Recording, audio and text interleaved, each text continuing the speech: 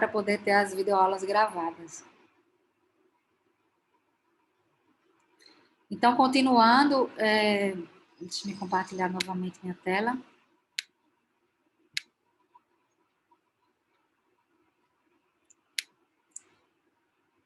O turismo, a proteção de interesses, o turismo ele serve à sociedade, não é? Deve servir à sociedade. E aí, então, tudo que o Estado, tudo que a gestão pública do turismo for fazer, deve ser visando ao bem comum. É por isso que o Estado, a gestão pública, desculpe, se ocupa da promoção de destinos, para que todos possam se beneficiar com a promoção que é feita do destino natal. Todos, eu quero dizer, os pequenos empresários e os grandes também, não só os grandes, né? Que eles têm direito de custear a participação deles em feiras, enquanto que microempresários, um vendedor de coco, um artesão, a pessoa que tem uma lojinha de artesanato no centro de turismo, não teria condições de ir. Mas quando se promove Natal e as operadoras têm interesse estão participando desse salão de turismo, têm interesse em trabalhar, em vender e comercializar esse destino, não é? A partir do contato que é feito numa feira de turismo dessa, esses turistas que vão chegar, vão visitar o centro de turismo, vão consumir uma água de coco vendida num quiosque, não é? E aí, dessa forma, todos vão se beneficiar. Então, por isso que Michael Hall coloca como interesse público como uma das grandes funções da gestão pública do turismo, uma função transversal que perpassa as outras. E aí, sabendo que, a partir da década de 70, tem tido uma tendência global à não intervenção e à privatização de parte da gestão pública, como assim? Existe cada vez mais uma separação entre a instância da gestão pública que faz a política e a instância da gestão pública que cuida da promoção. E essa instância da gestão pública que cuida da promoção, ela tem um interesse muito mais focado no setor empresarial. Quando a gente fala setor empresarial, os grandes empresários, né? Não os pequenos empresários, os trabalhadores informais do turismo. E isso pode ser um problema, essa função de proteção de interesses, ela se vê prejudicada por causa disso. A gente tem a separação entre a promoção e a política. O Ministério do Turismo, a gente tem o Ministério, quer dizer, na esfera federal, a gente tem o Ministério do Turismo, que cuida da política, e a gente tem a Embratur, que cuida da promoção. Na esfera estadual, a gente tem a Secretaria de Turismo e a gente tem a Emprotur, que cuida da promoção. E a Emprotur tem a lógica, segue uma lógica muito mais de mercado, que a gente vai ver em uma próxima aula, que é o caráter bicéfalo do ator estatal. Temos o ator eleito e temos o ator técnico. Então, a Emprotur ou a Embratur são muito mais técnicas e vão seguir muito mais a lógica de mercado, e essa lógica de mercado acaba esquecendo um pouco dessa proteção de interesses do turismo social. Do mesmo modo, com essa tendência a uma descentralização, até mesmo a uma retirada do Estado, do governo, que é o paradigma que a gente chama de governança, muitas vezes a entidade que é encarregada de fazer essa promoção, ela pode ser totalmente privatizada e contar com pouquíssima participação estadual, do governo, da gestão pública. A não ser no caso em que, muitas vezes, a gente tem é quase como uma empresa privada, independente, que recebe subsídios do Estado. Mas o Estado, quem toma todas as decisões não é o Estado. Quem toma as decisões são os membros dessa empresa. Muitas vezes ela é gerida por um conselho que é formada por empresários que pagam uma mensalidade. Ainda não é o caso nosso aqui, mas, por exemplo, digamos, o órgão encarregado de fazer a promoção e até mesmo a operacionalização da gestão do turismo em Paris é uma autarquia. Ela recebe subsídios do Estado, mas uma parte do financiamento dela vem da adesão que é paga anualmente pelos seus membros. Então, são eles que decidem tudo. Então, os membros são o quê? São empresários, claro que tem cotizações diferentes segundo o seu nível, tamanho da sua empresa. Se você é um grande empresário, ou se você é um microempresário, às vezes você também é um guia de turismo, você paga uma anualidade bem menor, mas, de certa forma, não é todo mundo que tem condições de participar e acaba tendo uma lógica muito mais de mercado, que muitas vezes pode competir com essa proteção de interesses ou com a função de turismo social. Mas essa é uma tendência global da gestão pública do turismo. Separação entre a esfera que cria política e a esfera que faz a promoção, também essas parcerias público-privadas, sobretudo na promoção dos destinos. Isso porque, tradicionalmente, o Estado tem problema com ter orçamento, o turismo não é considerado prioritário, não tem um grande orçamento para o turismo, o órgão do turismo não tem muita autoridade no aparato estatal, então é uma estratégia para se conseguir gerir o turismo, se ter recursos para fazer isso, ter mais agilidade para fazer isso, né, fazer essas parcerias público-privadas e o Estado se retirar cada vez mais da função de gestão do turismo, especificamente na promoção, isso é o mais forte. Ok? Então, basicamente, sobre funções da gestão pública do turismo, né, a gente tem como resultado uma grande variação de estruturas governamentais, uma dificuldade de coordenação e planejamento, a gente pode concluir isso, e uma dificuldade de se elaborar uma política de turismo em consequência, né, seja em nível nacional, mas sobretudo em nível estadual e municipal. E como tendências a concentração da gestão pública na divulgação, promoção e marketing, a separação entre as esferas política e de divulgação, uma descentralização no mundo. A mais importante, a gestão local tem ganho mais importância do que tem se tornado cada vez mais independente de uma esfera federal, inclusive em vários países a gente não tem mais Ministério do Turismo. Nos Estados Unidos, desde 99, eles não têm mais um ministério ou uma instância federal de turismo, tanto é que eles tinham um departamento de turismo que eles suprimiram em 99, e foi por isso que eles se retiraram da OMT, porque a Organização Mundial do Turismo é uma organização que faz parte da ONU, que é uma organização de estados. Então, tem que participar em instância federal, nacional do turismo. Como os Estados Unidos não tinham mais, eliminaram a deles em 99, eles tiveram que se retirar da ONU. Apesar disso, no Brasil, a gente vê, essa é uma análise pessoal, uma recentralização, é contracorrente. Na verdade, o Ministério do Turismo ele tem se dotado de cada vez mais poderes como uma forma de controlar, vejam que um país de dimensões continentais, controlar a qualidade do turismo, tendo em vista que as gestões municipais são muito pobres, não têm recursos humanos, não têm recursos financeiros para investir no turismo. Então, a esfera federal como se encarregou disso aí, né? Criando várias políticas que têm o nome de políticas de regionalização, mas que acabam sendo bem centralizadoras, que é a própria política de regionalização do turismo, o mapa do turismo brasileiro, né? Acabam sendo bastante autoritárias. Então, o Brasil vai contra a corrente. Veja que não é a estratégia dos Estados Unidos, que também é um país de dimensões continentais, que também é uma federação. Então, pessoal, sobre funções da gestão pública do turismo, era isso que eu tinha para falar para vocês. Esse é um grande assunto do mini teste que vocês vão ter na segunda-feira. Aí o outro grande assunto vai ser a invenção do lugar turístico. Também tem uma videoaula cadastrada, tem um vídeo complementar para assistir, que é o estudo de caso de Chamonix. Chamonix, que é um dos primeiros destinos de montanha do mundo, na França. Hoje, ele é a região dos Alpes, é o segundo destino mais visitado na França, só perde para a capital, Paris.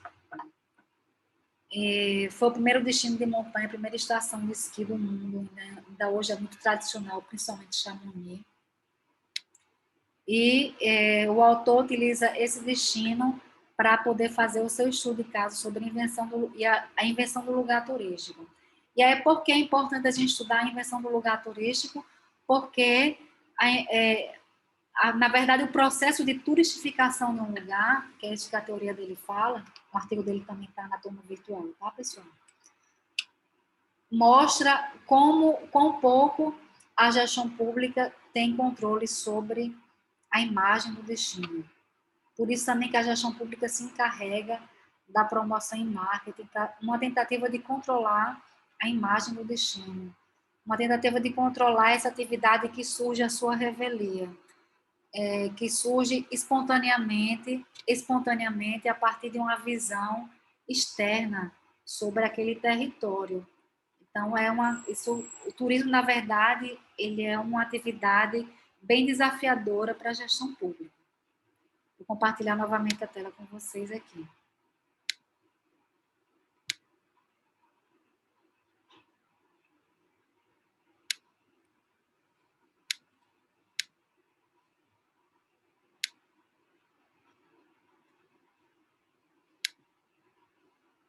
Então, o objetivo dessa aula da invenção do lugar turístico é compreender como ocorre a turistificação de um lugar, né? Tem umas etapas que esse autor ele esmiuça nessa teoria dele, de modo a melhor poder gerenciar a imagem e o desenvolvimento do turismo em um território determinado. Então, o autor fala no artigo dele do processo de invenção de Chamonix. Aí tem um vídeo que vocês podem ver, quem não conhece essa destinação turística, tem um vídeo que fala sobre isso. O processo de invenção começa com um novo olhar que é lançado, que é um olhar externo. Depois, geralmente sobre um território que os locais não valorizavam, no caso de Chamonix era montanha, ninguém nem ia para lá, né? Achava perigoso. Então, os primeiros exploradores foram, mas eles, primeiro, tiveram interesse em visitar quando as pessoas que residiam ali não tinham. Mas só acontece a invenção do lugar turístico quando essas pessoas publicam um relato. Antigamente, né, naquela época, foi realmente publicado um livro sobre aquilo.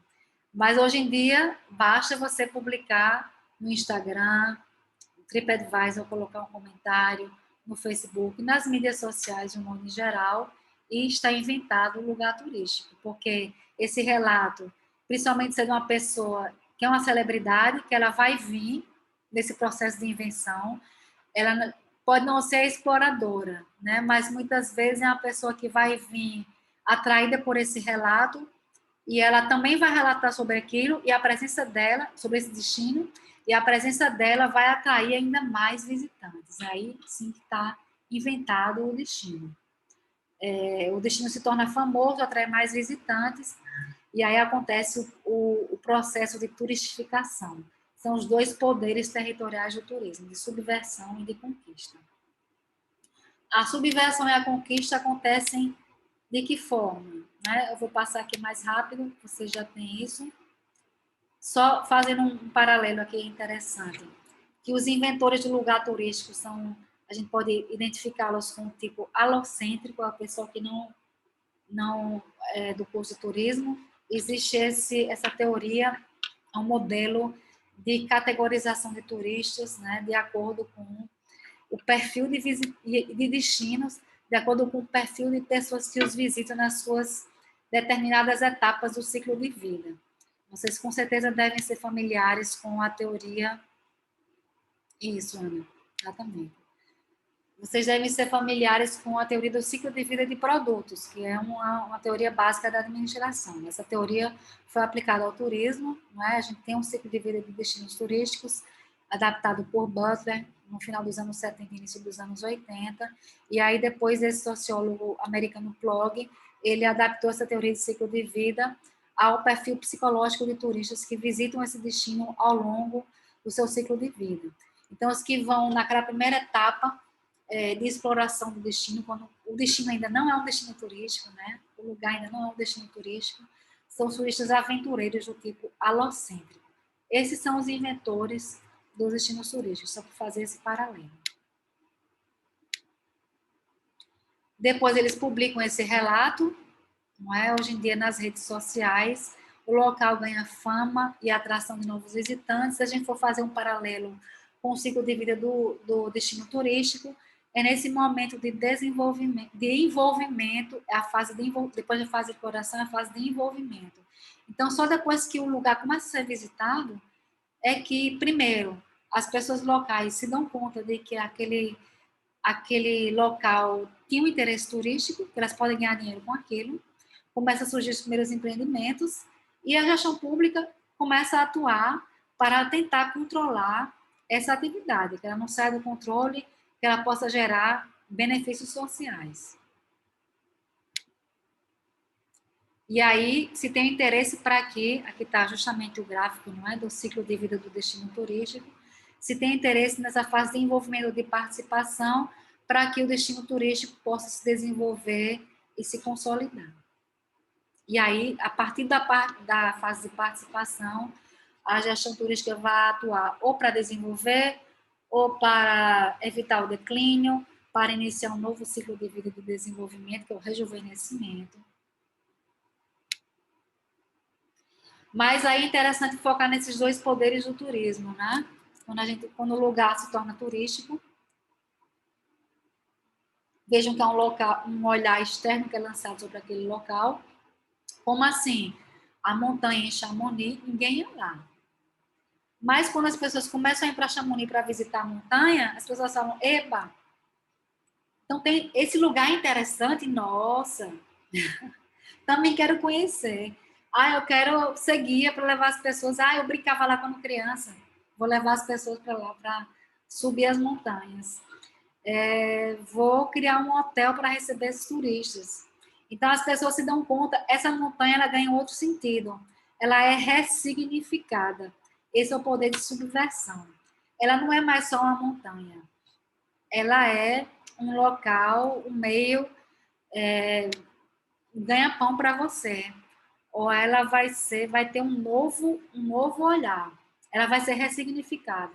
O Solar Bela Vista, que antes era uma casa de uma família tradicional, ela vai se tornar um museu. Não é mais uma casa, é um museu. Mesma coisa com a casa de Câmara Cascuda, ela é ressignificada. Vira uma casa, um engenho, vira um museu. Um engenho que era um local de fabricação de mel, de rapadura. Hoje em dia, os engenhos de Ceramirim às vezes nem produzem mais, né? Viram museus propriamente ditos. Então, ganha uma ressignificação. E aí também tem o poder de conquista. O segundo poder do turismo, quando ele transforma um local num local turístico, é que ele vai incorporar territórios naquele local que não eram utilizados pela comunidade local. Exatamente o caso das montanhas. As pessoas locais não tinham costume de ir às montanhas. Então, o território da montanha, que era separado do território da cidade de Chamonix, ele passa a ser incorporado a ele por causa do turismo, porque as pessoas perceberam que aquilo teria um valor comercial. Esse é o poder de conquista do turismo. Tá claro isso, pessoal? Os dois poderes do turismo, subversão e conquista? Nenhuma dúvida sobre isso, né?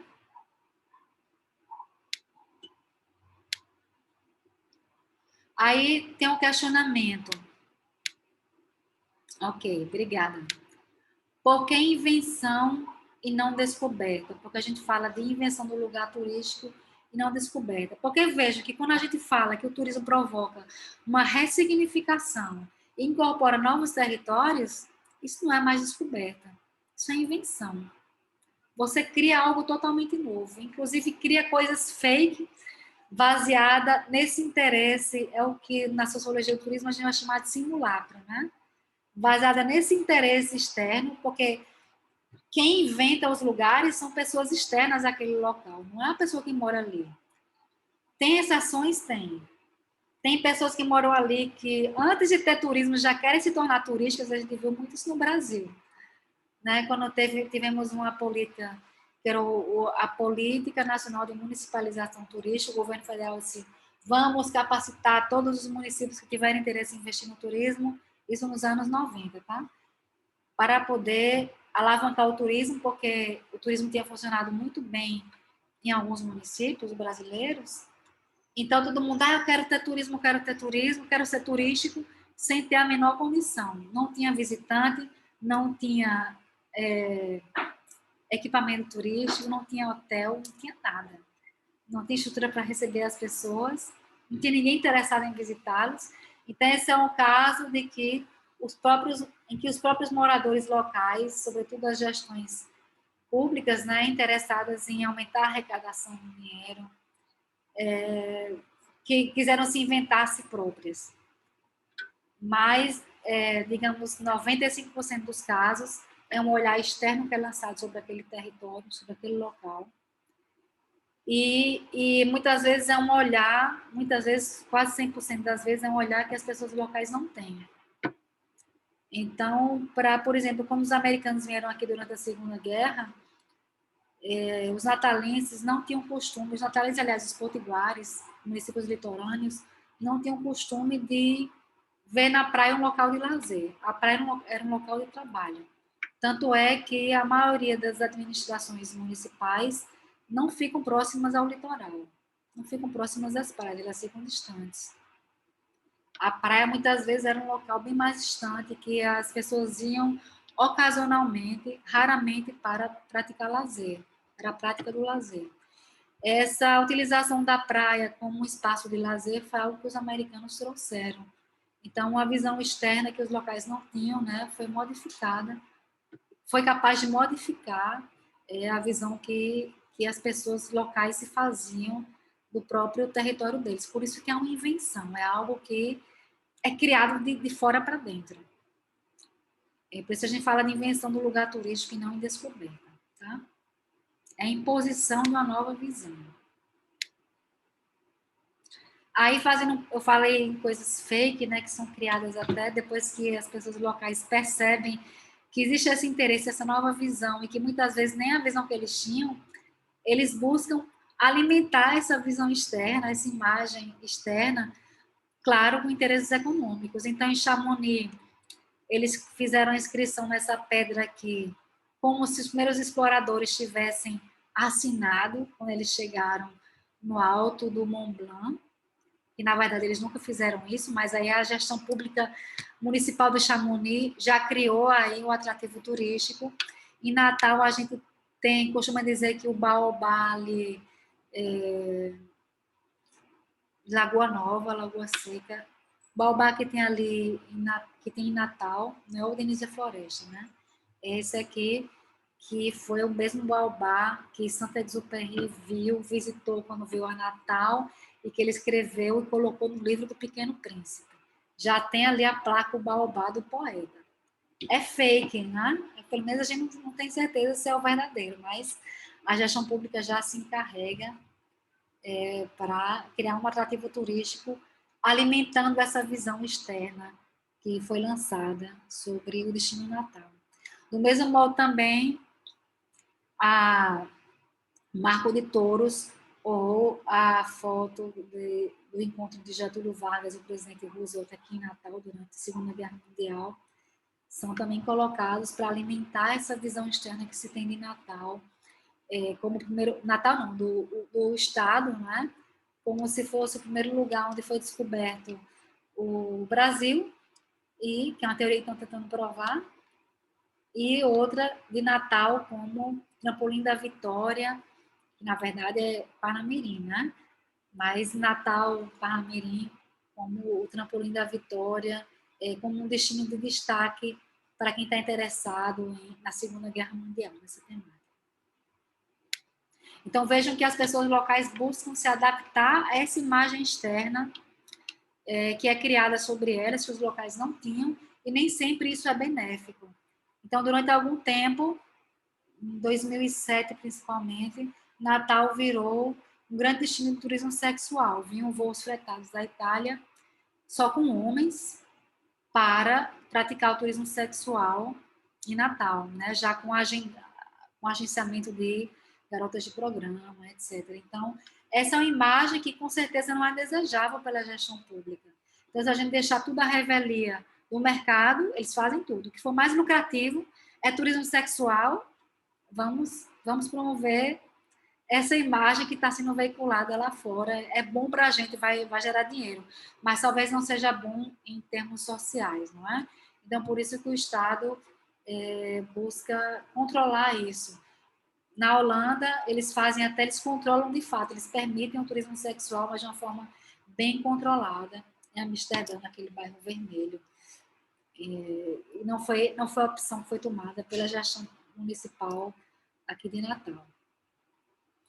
Um outro ponto que essa teoria de Knafel fala é que o contrato turístico, existe um contrato tácito quando o local se torna turístico, que é passado entre os moradores locais e os visitantes, ou as pessoas que vão explorar o turismo, né? Os locais, quando eles percebem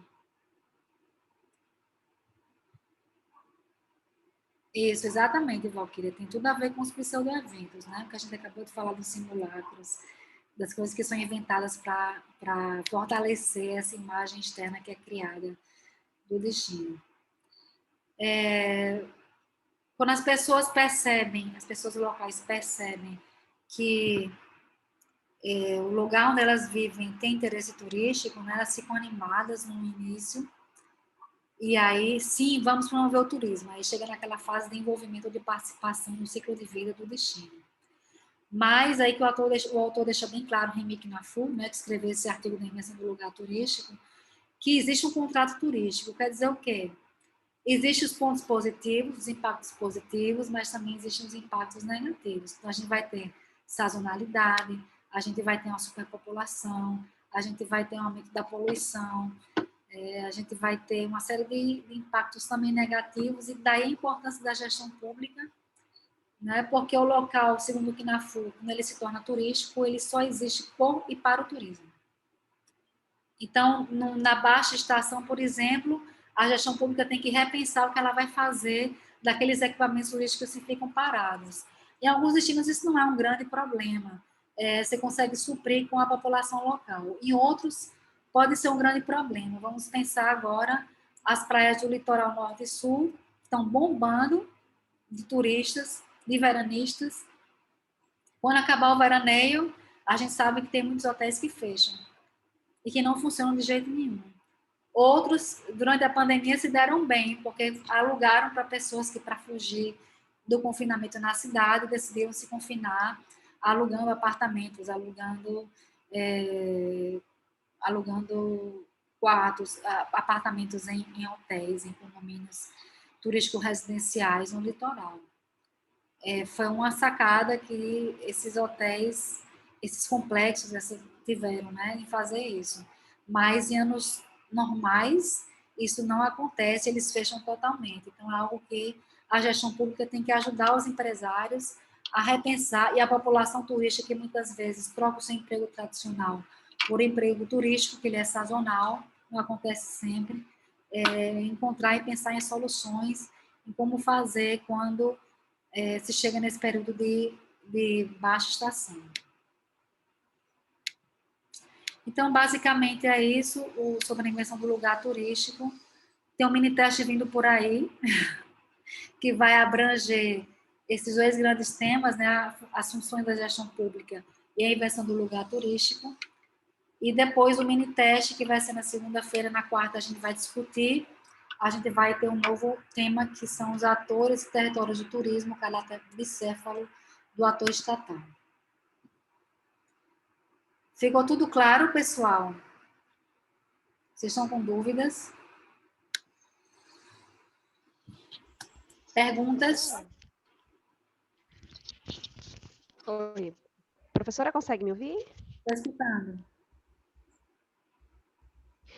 Na realidade, me surgiu uma dúvida, não exatamente sobre esse último assunto, mas quando a senhora estava falando, você estava falando sobre o Plano Nacional do Turismo, de 2018 a 2022, porque existem algumas metas, né? Existem metas, mas como ele foi lançado em 2018, né, para suprir 2018 a 2022, nós enfrentamos a pandemia, né? Ainda estamos vivenciando um cenário. Certamente aquelas metas, elas caíram por terra, né? Assim, então, a gente podemos falar sobre essas metas, mas dizer que enfim, diante do cenário, então muita coisa, não tem como, né, atingir diante do que, talvez as metas sejam outras agora, recuperar o que foi perdido, né? O que a gestão pública poderia ter feito? Desculpa, tá travando.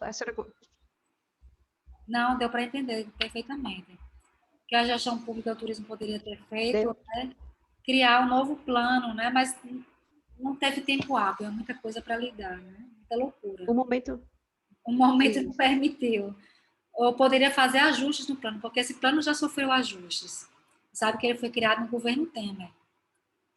E aí o governo Temer, que já pegou uma herança no governo de esquerda, do PT, não é? Que foi, na verdade, ele é concebido bem antes, né, em reuniões do Conselho Nacional de Turismo. Então ele foi um plano que retomava um pouco essas funções sociais que tinha o PNT 2007-2010, viagem de inclusão. Ele colocava, inclusive, muita ênfase no público LGBTQ+, como um grupo, como uma minoria, como um alvo do turismo social, apesar de ser um grupo que tradicionalmente tem um maior poder aquisitivo, né? E essa ênfase na diversidade sexual, na diversidade dos grupos que vão ser alvos do turismo social, ela foi posta à frente pelo governo Temer, porque já tinha sido feito o plano, mas quando entrou o governo de Bolsonaro, essa parte aí do plano foi toda colocada para fora, por exemplo. Então, essa parte aí foi excluída, né, que era um governo de direita. Então, já teve um ajuste no plano aí. No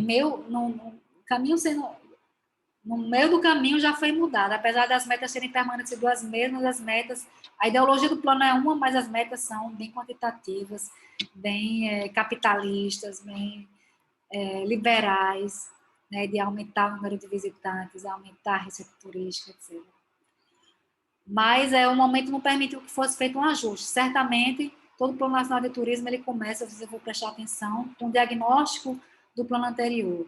O que foi possível de ser alcançado, o que não foi e por quê. Então, com certeza, um novo plano, quando tiver a mudança de gestão, não é? O novo plano ele vai começar com esse diagnóstico e com certeza ele vai falar da pandemia. Nenhum destino do mundo vai conseguir alcançar as metas por causa da pandemia. Né? Tem uma paralisação do turismo. Muito pertinente a sua colocação, Ana. Obrigada. Alguma colocação, alguma pergunta mais, pessoal?